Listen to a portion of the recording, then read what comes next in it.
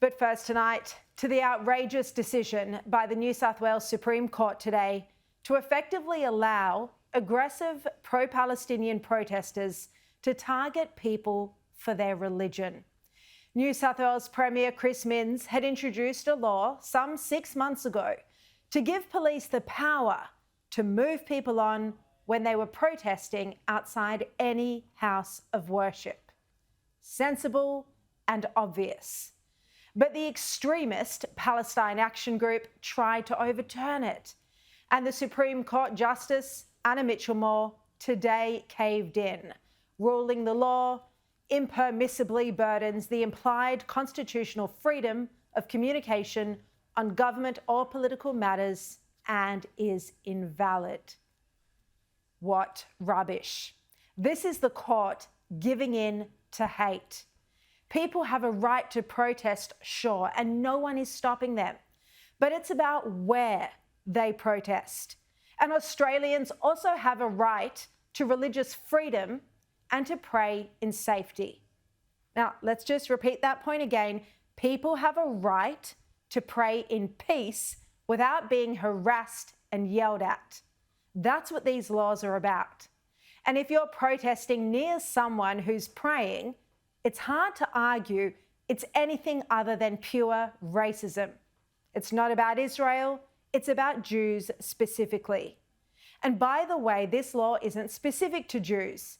It means people could be moved on by police if they were protesting outside a church, a mosque, a Buddhist temple, or any house of worship.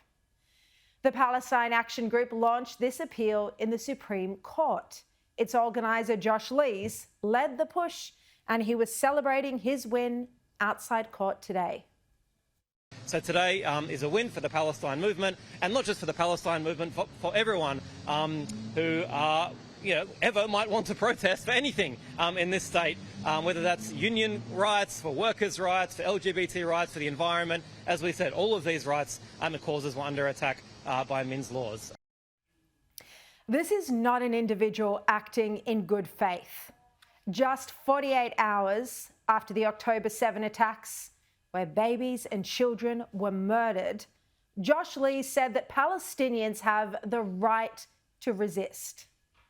The victims and being massacred. We're also on the side of the Palestinians when they fight back. He has also refused to condemn Hamas. You view Hamas as a terrorist organisation or a group of freedom fighters? Yeah, but you want to start with that question, but that doesn't... Well, we can get it out of the way if you answer it.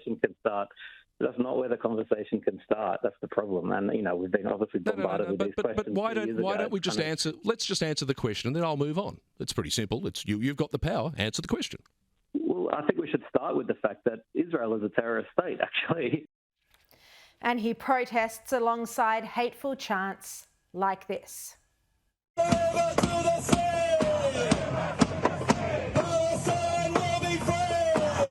He also repeatedly chants slogans which effectively call for the entire destruction of Israel.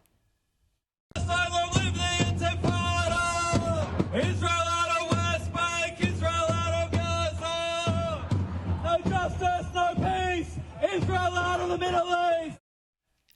Another former member of the Palestine Action Group applauded Hamas on October 9th, 2023. And you can see Josh Lees in the background. So to anyone who comes out with an argument that says Hamas is a terrorist organisation, let me tell you that it is internationally recognised that we Palestinians, as Hamas, have a right to resist ethnic cleansing. Why should people like this be able to protest as Jews are going into a place of worship? That's not about Israel. It's about religion. Yet this is a group that had a win thanks to New South Wales Supreme Court Justice Anna Mitchell-Moore today. She stands condemned. Josh Lees and much of the media have tried to pretend that Chris Minns passed these laws because of the caravan of explosives. He passed these laws exploiting and exacerbating the fear created around the Dural caravan hoax, what we now know is a big criminal con job. We know that Chris Minns' government knew the reality of that criminal con job and yet did his best to keep the public and the parliament in the dark. But that's not why Minns passed these laws. The Premier introduced them because Jews were being targeted in synagogues. I broke the story on air in December last year that police were keeping Jews at the Great Synagogue in lockdown because of the intimidating and aggressive conduct of protesters outside.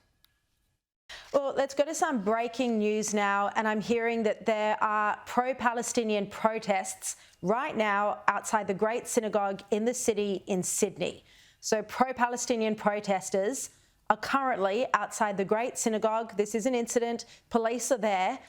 But why do these protesters have to protest outside a Jewish place of worship? Why are you protesting Judaism? You might be against the war in Israel. That is not Judaism. Premier Chris Minns made clear that this was the primary issue when he announced these laws. It had nothing to do with the caravan. And we've seen similar horrendous protests outside synagogues in Melbourne. And in Manchester, Jews were just killed as they entered a synagogue. But again, we have to ask, why are these pro-Palestinian activists still protesting anyway? There's a ceasefire in Gaza. It's Hamas that is publicly executing Palestinians, not Israel. Yet some of these activists apparently support Hamas. They wear clothing with the inverted red triangle. It exposes the fraud of their claim to support Palestinians. Now, many public figures are now saying it's time for these protests to stop.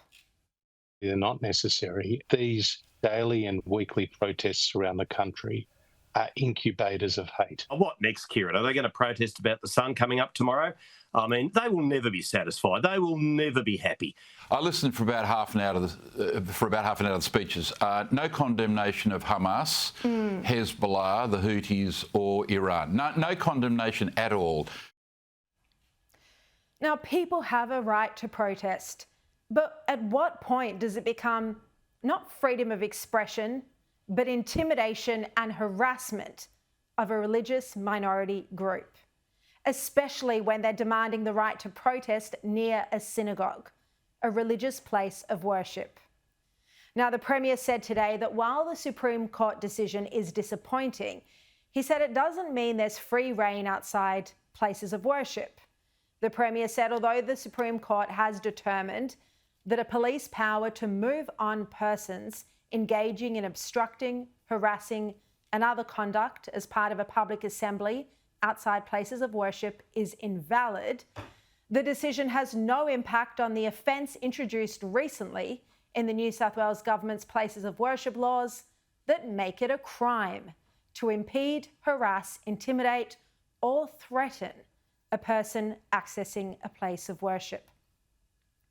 So to break that down, that means that police can still arrest and charge those protesting outside a synagogue. But the issue is, more often than not, we see the police arresting Jews, not the protesters. They claim it's in the interest of public safety. And that's what happened on the night the Great Synagogue was placed into lockdown. One Jew was given a move-on order and another was issued with a fine. Deeply disappointing. But if the police do uphold the law and arrest those harassing or intimidating a person accessing synagogues, then this law will end up being worse for the protesters after today's judgment. Because rather than just being moved on, police are left with arresting and charging for the criminal offence. And let's hope that police actually do make those arrests.